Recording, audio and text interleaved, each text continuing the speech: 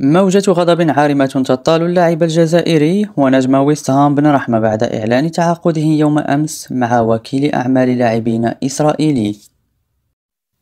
ولكن إذا كنت مسلم وتفتخر بكل اللاعبين العرب في أوروبا فالمرجو الإعجاب بالفيديو وتعطير لسانكم بالصلاة على رسولنا الكريم.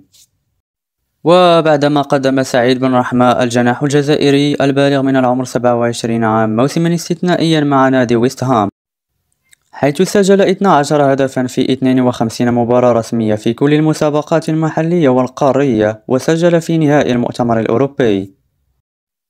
إلا أن هوية وكيل أعماله الجديد لم تنل إعجاب الشعب الجزائري، حيث أعلن الجناح الجزائري سعيد بن رحمة تعاقده مع وكيل الأعمال الإسرائيلي الشهير بيني زهافي، والذي يعتبر من أقوى عملاء اللاعبين في العالم، فهو يدير شؤون أساطير ونجوم كبار مثل ليفاندوفسكي نجم برشلونة الإسباني، ونيمار اللاعب البرازيلي نجم نادي باريس سان جيرمان.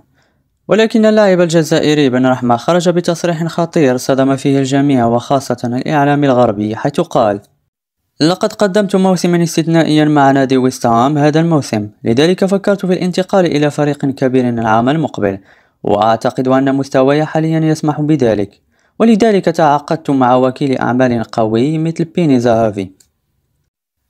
وصدقوني لم أكن أعرف جنسيته، ومع ذلك أقدم اعتذاري للشعب العربي المسلم وخاصة أبناء بلدي الشعب الجزائري، ولكن أتمنى من الجميع أن يدعمني في هذه المرحلة الحساسة وأن نتفادى مثل هذه الانتقادات، وأعدكم أنني سأشرف الكرة الجزائرية والكرة العربية في أوروبا في قادم السنوات. كما يمكنني الإضافة والتأكيد لكم أن زهافي لديه احترام كبير للعرب والمسلمين، وفلسطين ستبقى قضيتنا الأبدية ولن نتخلى عنها مهما حدث. ولكن إذا لم يسامحني الشعب الجزائري فأنا مستعد أن ألغي تعاقدي مع وكيل أعمالي، ولكن حقا أتمنى أن لا يحدث هذا، لأن هذا بالتأكيد سيؤثر على مسيرتي المهنية. ما رأيك في تصريح ابن رحمة؟ وهل تعتقد أنه يجب أن يتخلى عن وكيل أعماله؟ شارك معنا رأيك في التعليقات. لا تنسوا الاشتراك في القناة ليصلكم كل جديد.